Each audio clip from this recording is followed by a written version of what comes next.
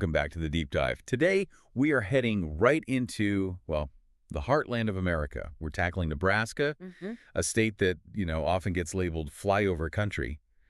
But it's actually a really fascinating place when you look at its history, its politics, even its massive businesses. It really is essential. It's sort of a bedrock of American pragmatism, I think. Yeah. And that identity, it starts right with the name, which is tied directly to the land. Okay, so let's start there then. The name Nebraska, where does that come from? Well, it comes from the Ottawa Nation's language. The words are Nebraska. Nebraska. Wait, and it means flat water, which, immediately tells you something important because it's talking about the Platte River.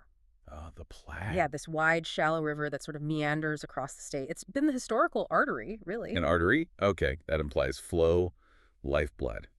So, our mission today for you listening is to pull out the key insights, some surprising fact maybe, that really define Nebraska. We want to get past that flyover idea. See it less as a blank space, maybe? Exactly. See it as this crucible of resilience and innovation, perhaps. I think so. Let's start with maybe the most famous tag, the Cornhusker State. Right, the Cornhuskers. Yeah. University of Nebraska-Lincoln football. Massive following. Huge. But the name itself, Cornhusker, why that specific one? Not just say the Corn State. Yeah, what's the story there? It points to the actual work, doesn't it? It absolutely does. It's really interesting because it deliberately celebrates this strenuous, very hands-on labor of husking corn by hand, the traditional way. No. So choosing that as an identity, it anchors the state to the soil, to that hard work ethic needed to, well, make a go of it there. Tells you something fundamental about the Nebraskan character right away. And you definitely need that character when you see the scale of the agriculture. It's immense. Oh, the numbers are just staggering. Get this. 92% of the entire state is farmland or ranch land. 92%. Right. It's like this industrial engine hiding in plain sight as, farmland. They produce more beef than any other state in the U.S. Number one in beef. Yeah. Number one. And on the other side, crops-wise, they're the popcorn capital of the world. Popcorn, okay. So when you're managing that kind of scale, you absolutely have to be reliable, deeply pragmatic, and incredibly organized. It shapes everything. And you can almost taste that history, that industry, in some of the food, right?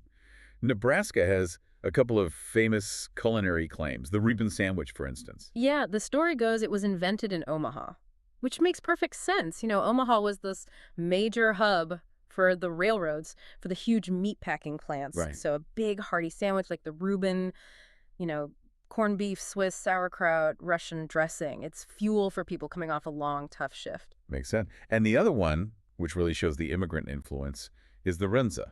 Ah, the runza. Yeah, that's a perfect example. It's basically a yeast dough pocket. Like a pastry, almost. Kind of. Filled with seasoned ground beef and cabbage, usually. They came over with German, Russian immigrants. Many were Mennonites who settled large areas. And they were key to the farming success, too, weren't they? Absolutely. They brought advanced agricultural techniques, especially for drier land. And the runza, it's just this very practical, portable, filling food, a real taste of their culture. Okay, so from food, let's zoom out to the landscape itself. Section 2. Nebraska's role in history wasn't initially about being a place people settled in, but rather a place they passed through, the Great Pathway West. Totally. Mid-19th century, it was the corridor. You had the Oregon Trail, the Mormon Trail, the California Trail, these major pioneer routes. They all funneled right through what was then Nebraska territory. And they followed the river, the Platte. Primarily, yes. They followed the Platte. So back to the flat water. How did the river function for them? Could they boat down it? Ah, that's the key thing. The Platte was generally too wide, too shallow, too many sandbars, too unpredictable for big boats like steamboats, not like the Mississippi or the Missouri upstream. So not for transport then? Not really for transport, no. But it was absolutely vital as a guide, a water source, of course, and a route marker that the wagon trains could physically follow across the plains. Okay. On those vast, flat plains, having landmarks was crucial, both physically and mentally, spiritually even. And there were some famous ones, right? Still famous today? Exactly. Chimney Rock is the big one, and Scotts Bluff National Monument. Imagine traveling for weeks across, flatness, seeing these sudden vertical formations on the horizon. That's been a huge relief. Huge. It meant you were on track, making progress. Psychologically incredibly important for those settlers. But we need to pause here, because talking about settlers and trails means acknowledging who was there before. This land wasn't empty. No, absolutely not. That's a critical and often painful part of the story. For thousands of years before European settlement, this was home to numerous indigenous nations. The Omaha, Oto, Pawnee, Ponca, various Lakota Sioux bands. Complex societies, deep connections to that land. Deep connections. Their entire ways of life, hunting, farming, spiritual practices tied to the place were completely upended after the Louisiana Purchase in 1803. Which basically transferred ownership, on paper at least, to the U.S. government. Right. And that purchase really opened the door, or the floodgates, for that westward expansion we just talked about. So those trails, those beacons, like Chimney Rock, they also represent displacement. They do. The expansion enabled by those trails led directly to the forced removal and displacement of those indigenous peoples. Understanding that immense cost, that tragic side of the story, is fundamental to understanding Nebraska's real history. Okay, now let's pivot from historical geography to political geography, because this is where Nebraska does something really unexpected, almost radical. Yeah. This is probably the state's most unique feature, constitutionally speaking. Nebraska is the only state in the U.S. with a unicameral legislature. Meaning just one house, one chamber, not two like Congress in every other state. Just one. 50 states, only Nebraska took that path. And it gets even more unusual, right? It's officially nonpartisan. That's right, officially. When you vote for your state legislator, they're just called senator. Their party affiliation, Republican, Democrat, isn't listed on the ballot. The idea is you vote for the person, their ideas, not the party label. That seems almost idealistic. How did that happen? Well, it was a specific moment, a specific person. It was pushed through back in the 1930s during the Depression. The driving force was Senator George W. Norris.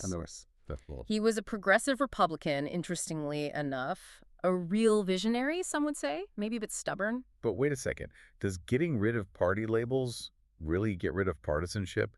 Don't people just know who's who and form unofficial groups anyway? Does it actually work? That's the million-dollar question, and why political scientists still study it. Norris's argument was intensely practical, very Nebraskan, you could say. He argued the two-house system, the bicameral system, was just inefficient. How so? He thought it encouraged buck passing. You know, one house passes a bill, the other kills it quietly in committee, and both can then blame the other. No accountability. Okay, so the unicameral was about transparency, accountability. Exactly. A single body meeting openly makes it much harder to hide. It's supposed to be more transparent, more directly responsible to the voters, and frankly, cheaper to run. Cheaper, right. Now, does it eliminate all partisanship? Of course not. People still have their leanings, informal caucuses exist. But the structure forces more open negotiation, more coalition building based on the specific issue, because you can't just rely on party discipline to kill a bill. So it forces them to actually talk to each other. In theory, yes. It forces a different kind of politics. It really embodies that Nebraskan pragmatism. Let's find a system that works efficiently rather than just sticking with tradition or ideology. It's a fascinating experiment right there in the middle of the country. Yeah. And it echoes that work ethic, that desire for efficiency we saw in the farming sector. I think there's a definite connection, that focus on hard work, community, getting things done. Let's talk more about that community fabric. You mentioned the German Russians earlier. Who else shaped the state's communities? Well, you had large waves of settlement from other European groups, too. Germans, Czechs, Swedes, Irish immigrants played big roles.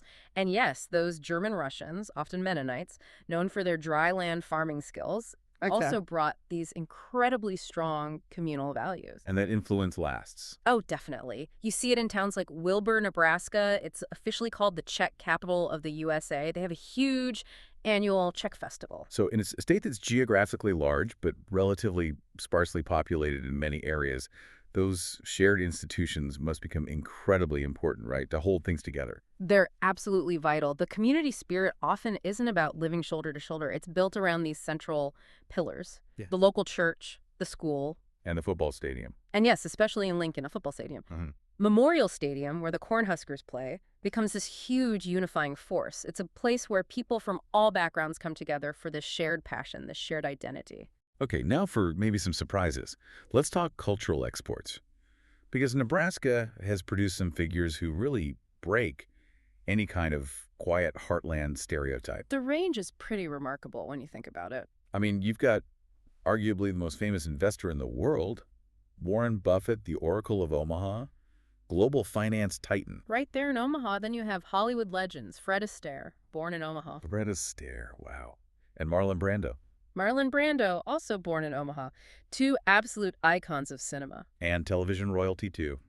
Johnny Carson, the Oh. king of late night for decades. From Corning, Iowa, but grew up in Norfolk, Nebraska, went to university there. He always felt very connected to Nebraska. So yeah, finance, film, television. It suggests something more than just agriculture, right? A kind of quiet ambition, maybe? Or just a culture that values excellence, perhaps, even if it doesn't shout about it. That could be it. And that ambition shows up in other ways, too. Look at Omaha's Henry Dorley Zoo and Aquarium. Oh, I've heard about the zoo. It's supposed to be amazing. It's consistently ranked among the very best in the world. It's this huge, ambitious civic project. It includes the Lied Jungle. What's that? It's the world's largest indoor rainforest exhibit. In Nebraska. In Nebraska. That's not a sign of a state just passively existing. That's a major statement. A world-class institution built with that same meticulous planning. The same drive that maybe fuels the agriculture and the finance. I think you could argue that. And then for the final, perhaps most colorful contribution, It has to be Kool-Aid, right? it has to be Kool-Aid, that bright, sugary, powdered drink mix, invented in 1927 in Hastings, Nebraska. By a guy named Edwin Perkins. Edwin Perkins. It became this global phenomenon, instantly recognizable. And in 1998, Nebraska actually named Kool-Aid its official state soft drink. That's brilliant. A fun, sweet legacy from the prairie. A very unlikely one, but definitely Nebraskan ingenuity. Okay, so let's try to pull this all together. We've seen the massive scale of agriculture, the political boldness of the unicameral, the surprising cultural figures, the world-class zoo, the iconic drink mix. Nebraska seems to be this real paradox, kind of humble on the surface, but with this relentless drive, this hidden ambition underneath. I think paradox is a good word. If you connect the dots, you see this constant focus on, well, getting the job done efficiently, effectively, maybe transparently, like with the unicameral. Whether that job is feeding a large part of the world. Or governing itself differently, or building that huge indoor jungle, or even just figuring out how to ship flavored powder cheaply across the country. The common thread seems to be this pragmatic resilience, this focus on making things work. Okay, so now that you, listening, have got these key facts, here's something to chew on. Our final thought for you today. Consider that dual nature. World-leading beef producer on one hand, home of a radical, nonpartisan legislature on the other. What single thing, maybe it's an institution, maybe a concept, what one thing do you think best captures that modern Nebraskan spirit, that unique blend of pragmatism and ambition? Is it the farm? Is it the unicameral itself? Is it the zoo? Which one really speaks to that core commitment of doing the job and doing it right?